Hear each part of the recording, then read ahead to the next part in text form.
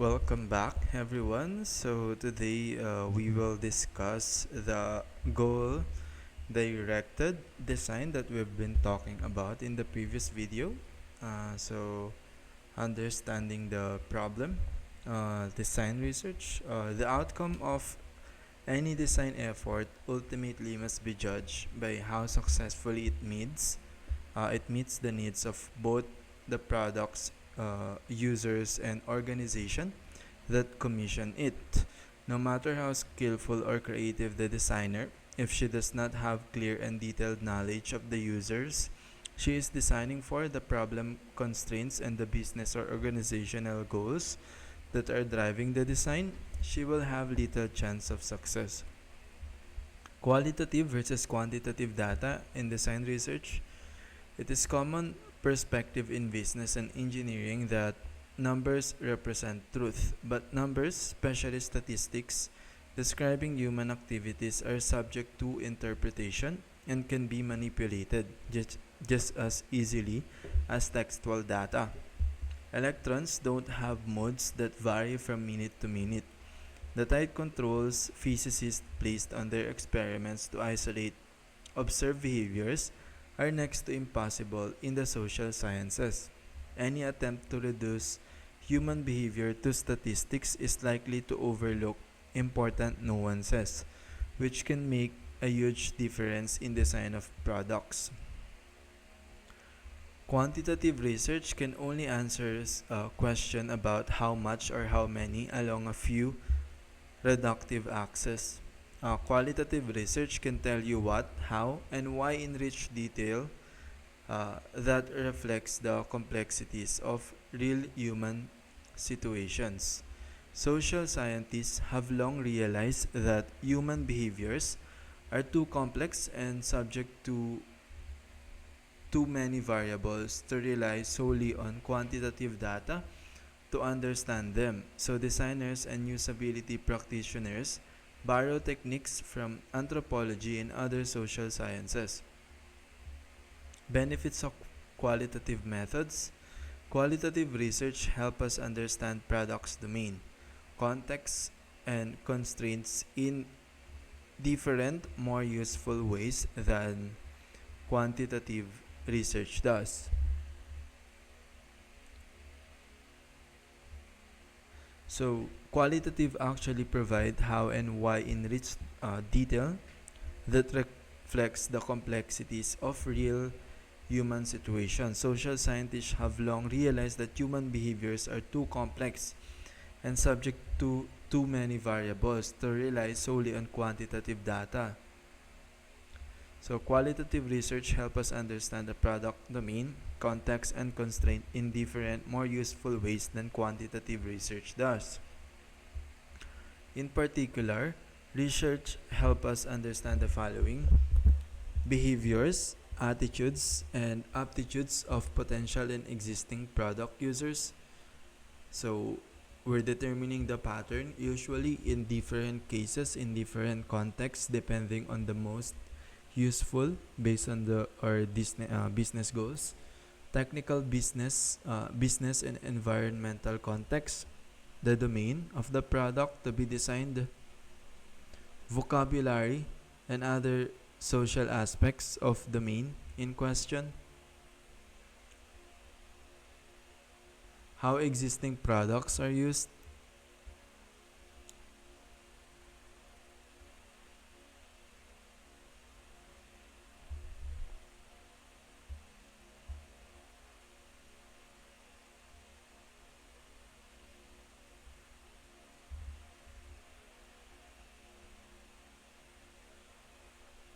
so it allows us to see it in business, technical, and environmental view and of the product to be designed, vocabulary, and other social aspects and cultural aspects of the domain in question, how existing products are used. Qualitative research can also help the progress of design projects. It gives the design team credibility and authority because design decision can be traced to research results. It gives the team a common understanding of the main issues and user concerns. It empowers management to make more informed decisions about product design issues that would otherwise be based on guesswork or personal preference. In the field, we conducted interviews with a dozen users in the target market. Our first discovery was not surprising. The people who did the most videography and had the strongest desire to share edited version of their videos were parents. The second discovery, however, was startling. Of the 12 people whose home we visited, only one person had successfully connected his video camera to his computer, and he had to ask the IT guy at work to do it. But at the time the project was commissioned, it was extremely difficult to make a FireWire or video capture card function properly on an Intel-based PC. As a result of 4 days of research, we were able to help our client decide to put the product on hold. This decision likely saved them a considerable amount of money. So this qualitative research based on these different factors help you save enormous amount of money. And also because the quantitative data is also could be a qualitative data as well, because people interpret it differently. Strengths and limitations of quantitative methods. The marketing profession has taken much of the guesswork out of determining what motivates people to buy. One of the most powerful tools for doing so is market segmentation. Data from focus groups and market surveys is used to group potential customers by demographic criteria such as age, gender, amount of education, and home zip code. More sophisticated consumer data may also include psychographics and behavioral variables, including attitudes, lifestyle, values, ideology, risk aversion, and decision making patterns.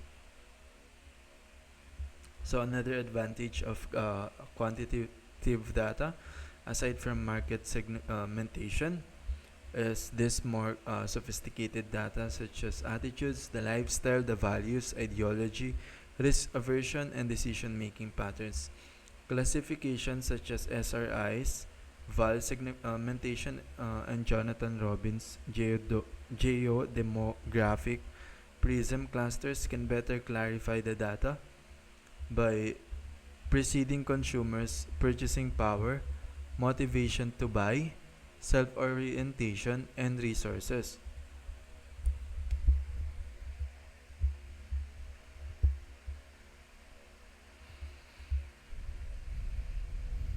So some of this are actually used to better clarify the data by predicting consumers' purchasing power, motivation to buy, self-orientation, and resources. However, understanding if somebody wants to buy something is not the same thing as understanding what he or she might want to do with it after buying it. So understanding if somebody wants to buy it is not the same at what he or she might want to do with it after buying it. So it's not the same as the behavior that product gives. It doesn't explain that. So it's only the desire to buy. Market segmentation is a great tool for identifying and quantifying a market opportunity, but it's an ineffective tool for defining a product that will capitalize on that opportunity. Similarly, quantitative measures such as web analytics and other attempts to numerically describe human behavior may certainly provide insightful answers to the what, or at least how much of the equation. But without a robust body of primary qualitative research that provides answers to the why of those behaviors, such as statistical data, may simply raise more questions than it answers. So you may have those analytics, but it could provide more questions than answers. So you need to have straight to the point answers, uh, that you want to get from qualitative research. Uh, Quantitative research can help direct design research. They can therefore be powerful tools for convincing executives to build a product. After all, if you know X people might buy a product or service for Y dollars, it is easier to evaluate the potential return on investment. Because market research can identify and quantify the business opportunity, it is often the necessary starting point for funding a design initiative, particularly in the case of consumer products and services. Demographic attributes such as lifestyle choice and stage of life more strongly influence user behaviors.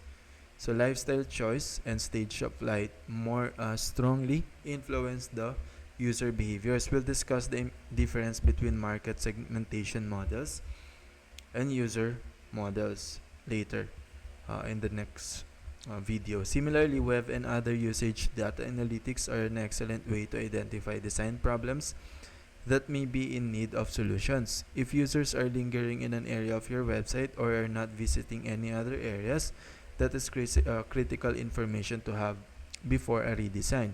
But it will likely take a qualitative research to help determine the root cause of such statistically gathered behaviors and thus derive the potential solutions. User research can inform market research. There is one type of information, often seen as critical by business stakeholders, that qualitative research can get you by itself.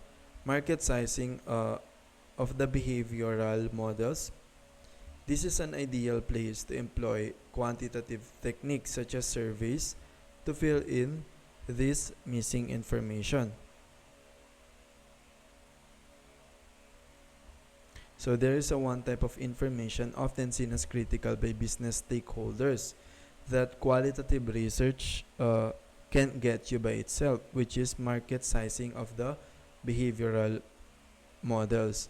So this is an ideal place to employ quantitative techniques such as surveys to fill in this missing information. So once your users have been successfully represented by behavioral models, personas, which you'll read more in next chapter, you can construct a survey. It will distinguish these different user types and capture traditional market demographic data that can then be correlated to the behavioral data. When this is successful, it can help determine, especially for consumer products, which user types should be prioritized when designing features and the overall product experience. So once your users are successful using these models and the persona, now you can construct a survey, and also it will distinguish these different user types and capture traditional market demographic data or segmentation that can be correlated to the behavioral data. So after this, it can help to determine, especially for consumer products, which user should be prioritized when designing feature. Usually that's the intermediate user. So here we have market research, quantitative analytics, market research, quantitative analytics, quantitative as well. It can inform goal-directed design research, which is qualitative, which drives the behavioral models, which is the persona, and that persona can be used to generate market sizing studies, which is quantitative, or what users should we prioritize. So figure 2.1, the relationship between quantitative research and qualitative goal-directed design research. Goal-directed design research, we have found the following qualitative research activities to be the most useful in our goal-directed design practice that produce the most value with least amount of resources. Kick-off meeting, literature review, product or prototype and competitive audits, stakeholder interviews, SME interviews, user and customer interviews or observation. Kick-off meeting, this is an opportunity for designers to ask initial questions of some of the most important stakeholders gathered at the meeting. So what is the product? Who will use it? who will does or use it, what do your users need most, which customer and user are the most important to the business, what challenges do the design team and the business face moving forward, what do you see as your biggest competitors, why, what internal and external literature should we look at to familiarize ourselves with the product or business and technical domain. Although these questions seem basic, they give the design team insight into not only the product itself but also into how stakeholders think about their product, their users, and the design problem ahead.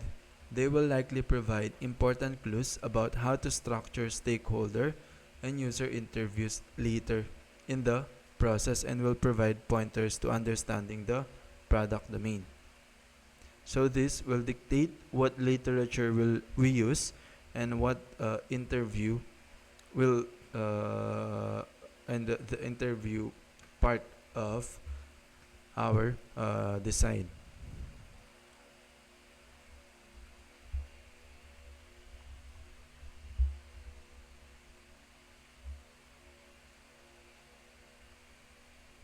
So it give the team an insight on the product, but also on how the stakeholders or different part of the team think about them.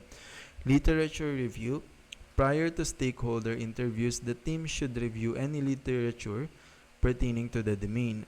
This should include the following: internal documents, including product, marketing plans, brand strategy, market research studies, user surveys, technology specifications, and white papers, competitive research, usability studies and metrics, customer support data such as call center statistics or transcripts, and user forum archives. Industry reports such as business and technical journal articles.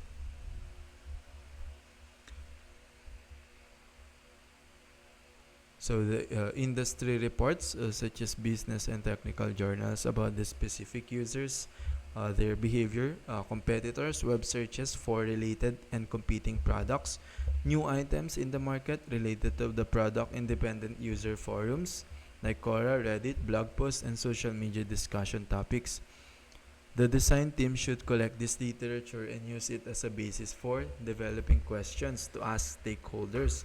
Later, they can use it to supply additional vocabulary in this and check against this compiled user data. Product or prototype and competitive audits. Prior to stakeholder and SME interviews, it's helpful for the design team to examine any existing version or prototype of the product as well as its chief competitors. So prior to the stakeholder and SME interviews, you need to examine the existing version of the prototype as well as the competitors. Doing so give the design team a sense of the state of the art and provides fuel for questions during these interviews.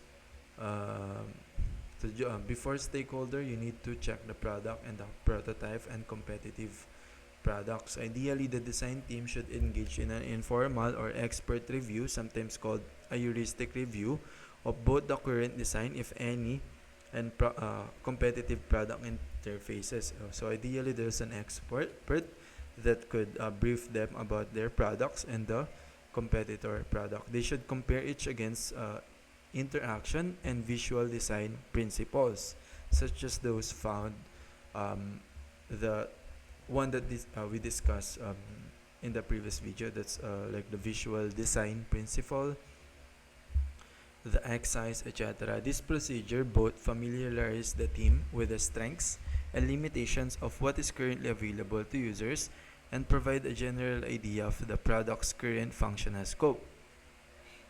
So it provides the limitation of the product and what could be improved and the functional scope on how it helped the user achieve its goals. Stakeholder interviews. In almost all cases, the reason a product is being designed or redesigned is to achieve one or several specific business outcomes, most commonly to make money. It is the designer's obligation to develop a solutions without ever losing sight of these business goals. Therefore, it is critical that the design team begin its work by understanding the opportunities and constraints that are behind the design brief.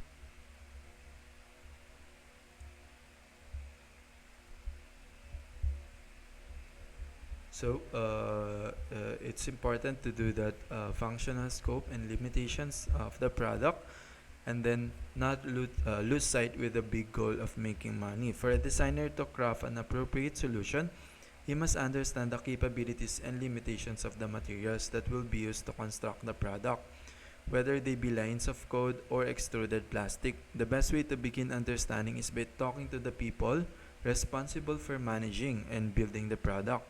More specifically, stakeholders are key members of the organization commissioning the design work. Typically, they include executives, managers, and representatives, contributors from development, sales, product management, marketing, customer support, design, and usability. A one-on-one setting promotes candor on the part of the stakeholder and ensures that individual views are not lost in a crowd. One of the most interesting things you can discover in such interviews is the extent to which everyone in a product team shares or doesn't share a common vision. Interviews need not last longer than about an hour. Follow-up meetings may be needed if a particular stakeholder is identified as exceptionally valuable source of information. Certain types of information are important to gather from stakeholders. Preliminary product vision, as in the fable of the blind man and the elephant, you may find that each business department has a slightly different and slightly incomplete perspective on the product to be designed. Part of the design approach, therefore, must involve harmonizing this perspective with those of users and customers. So this is one of the difference of this book from the previous book. In this case, it focused on harmonizing these different opinions and taking all of this and integrating it into one business goal, which is making money, while not losing on the design principles. So if there is a serious disconnect in vision among stakeholders, that situation is a yellow flag to monitor and follow up on an early in the process. Budget and schedule discussion on this topic often provide a reality check on the scope of the design effort and give management a decision point. If user indicates that a greater or lesser scope is required.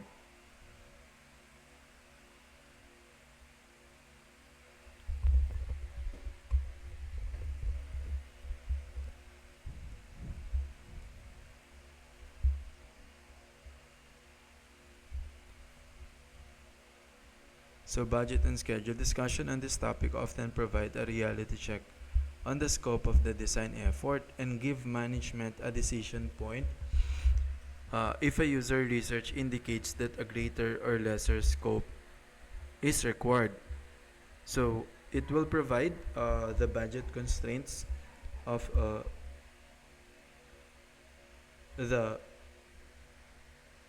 design effort given by the management if a user indicates that a greater or lesser scope is required. Technical constraints and opportunities. Another important determinant of design scope is a firm understanding of what is technically feasible given budget, time, and technology constraints. It is also often the case that a product is being developed to capitalize on a new technology. Understanding the opportunities underlying this technology can help shape the product's direction. Business drivers, it is important for the design team to understand what the business is trying to accomplish. This again leads to the decision point. Should your user research indicate a conflict between business and user needs, the design must, as much as possible, create a win-win situation for users, customers, and providers of the product. Stakeholder perception of their users. Stakeholders who have relationship with users, such as customer support representative, may have important insight that will help you formulate your user research plan. You may also find that there are significant disconnects between some stakeholder perception of their users and what you discover in your research. This information can become an important discussion point with management later in the process. Regardless of how desirable your designs are to customer and users, if you don't consider the viability and feasibility of the proposed solution, it's unlikely that the product will thrive. As a designer, your job is to develop a vision that the entire team believes in. So it's important to develop a common language among the stakeholders. If you don't take the time to understand everyone's perspective, it's unlikely that they will feel that proposed solution reflect their priorities. Because these people have the responsibility and authority to deliver the product to the real world, they are guaranteed to have important knowledge and opinions.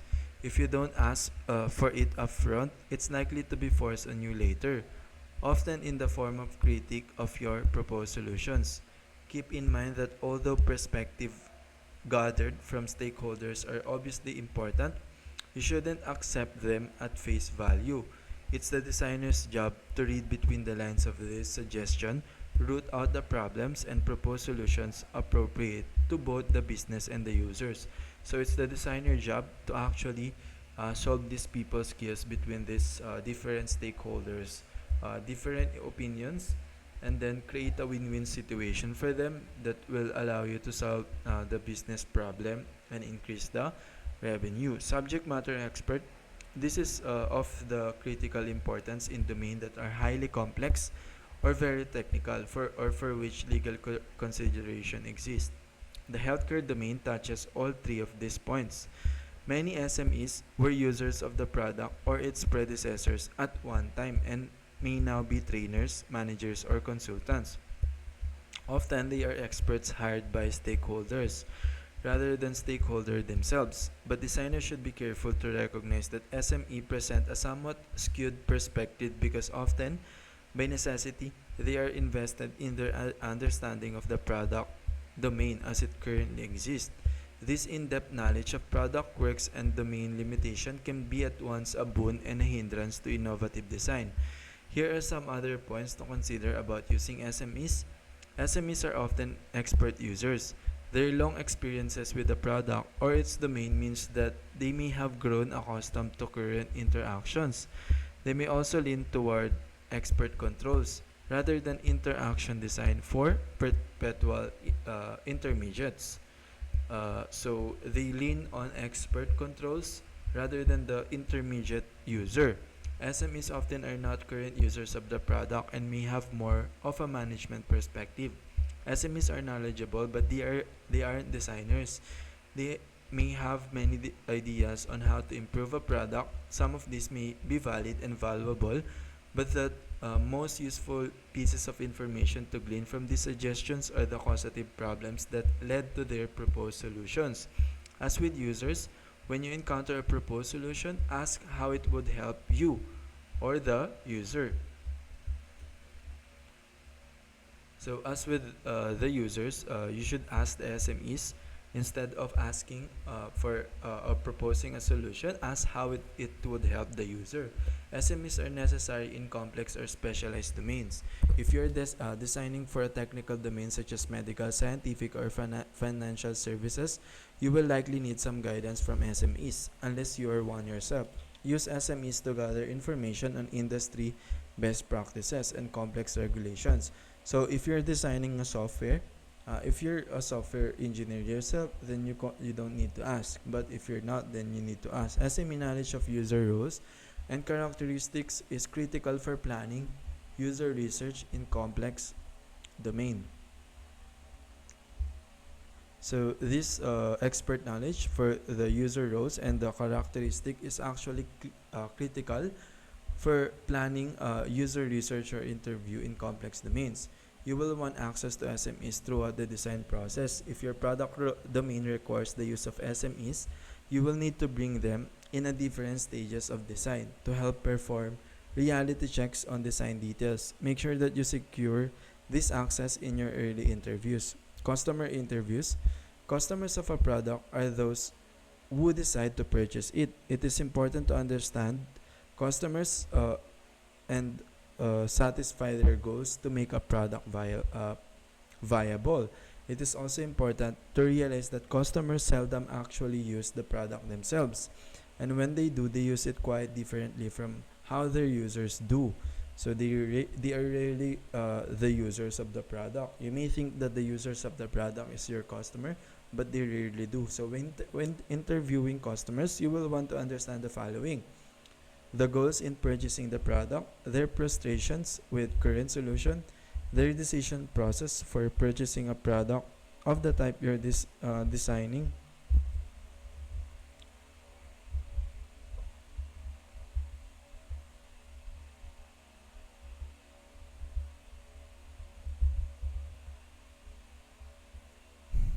So the goals, the frustration that hindering them from achieving the goal, their decision process for purchasing a product of the type you're designing.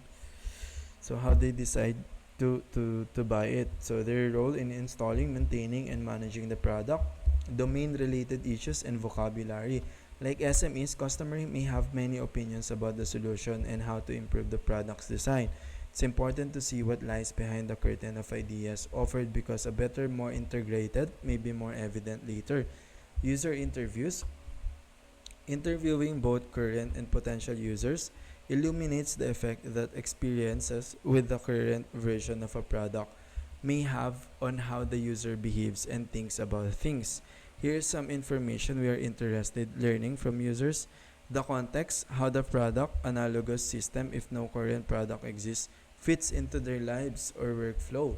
When, why, and how the product is or will be used. Domain knowledge from a user perspective. What do users need to know to do their jobs?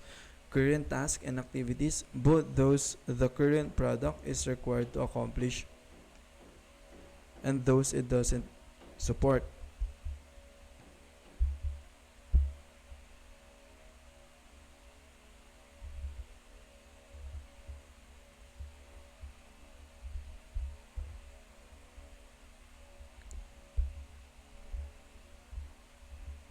Goals and motivations for using their product. Current tasks and activities, both uh, those the current product is required to accomplish and those it doesn't support. Mental model, how users think about their jobs and activities, as well as what expectation users have about the product. Problems and frustrations with current products or an analogous system if no current product exists. User observation, you can talk to users about how they think they behave, or you can observe their behavior firsthand. It is also true that out of fear of seeming dumb, incompetent, or impolite, many people may avoid talking about software behaviors that they find problematic or incomprehensible. It then follows that interviews performed outside the context of the situation the designer hopes to understand will yield less complete and less accurate data. In our practice, we've found that a notebook and a digital camera allow us to capture everything we need without compromising the honest exchange of information. Typically, we don't bring out the camera until we feel that we've established a good rapport with the interview subject. Then we use it to capture elements and artifacts in the environment that are difficult to jot down in our notes. For consumer products, it can be hard to get a true picture of people's behavior, especially if they will be using the product outside or in public. For these kinds of projects, a man on the street approach to user observation can be effective. Using this approach, the design team casually observe product related behaviors of people in public spaces. Interviewing and observing users. Drawing on years of design research in practice, we believe that a combination of observation and one-on-one interview is the most effective and efficient tool in a designer's arsenal for gathering qualitative data about users and their goals. Contextual inquiry. Bayer and Holtz also enumerate four basic principles of engaging in ethnographic studies interviews. Context, rather than interviewing the user in a clean white room, it is important to interact with and observe the user in her normal work environment or whatever physical context is appropriate for the product. Observing users as they perform activities and questioning them in their own environment filled with the artifacts they use each day can bring to light the all-important details of their behaviors. Partnerships, the interview and observation should take the tone of collaborative exploration with the user, alternating between observation of work and discussion of its structure and details. Interpretation, much of the designer work is reading between the lines of facts gathered about users' behavior, their environment, and what they say. The designer must take these facts together as a whole and analyze them to uncover the design implication. Interviewers must be careful, however, to avoid assumption based on their own interpretation of the facts without verifying this assumption with users. Focus, rather than coming to interviews with a set of questionnaire or letting the interviewer wander aimlessly, the designer needs to subtly direct the interview so as to capture data to relevant design issues. So you need to focus on the relevant or still need the topic to be directed. So much of it reading between the lines gathered about users' behavior and their environment, what they say. The designer must take this as a whole and uncover design implication. It should be careful and avoid assumption based on their interpretation. Improving on contextual inquiry, the master and apprentice method has some inefficiencies and limitation. The following process improvements in our experience result in a more highly leveraged research pace that better sets the stage for successful design. Shorten the interview process. Contextual inquiry assumes a full-day interview with users. The authors have found that interview as short as 1 hour can be sufficient to gather the necessary user data, provided that sufficient number of interviews, about 6 well selected each day. It's much easier and more effective to find a diverse set of users who will consent to an hour with a designer than it is one day. Use smaller design teams. Contextual inquiry assumes a large design team that conducts multiple interviews in parallel, followed by debriefing sessions in which the full team participates. We found that it's more effective to conduct interviews sequentially with the same designers in each interview. This allowed the design team to remain small, 2 or 3 designers, but even more importantly, it means that the entire team interacts with all the interviewed users directly, allowing them to most effectively analyze and synthesize the user data. Identify goal. First, contextual inquiry feeds a design process that is fundamentally task focused. We propose that ethnographic interviews identify and prioritize user goals instead of the task. Look beyond business context. The vocabulary of contextual inquiry assumes a business product and a corporate environment. Ethnographic interviews are also possible in consumer domains, although the focus of questioning is somewhat different, as discussed next. Preferring for ethnographic interviews. Ethnography is a term borrowed from anthropology. It means the systematic immersive study of human cultures rather than trying to understand behavior and social rituals of an entire culture. The goal is to understand the behavior and rituals of people interacting with individual products.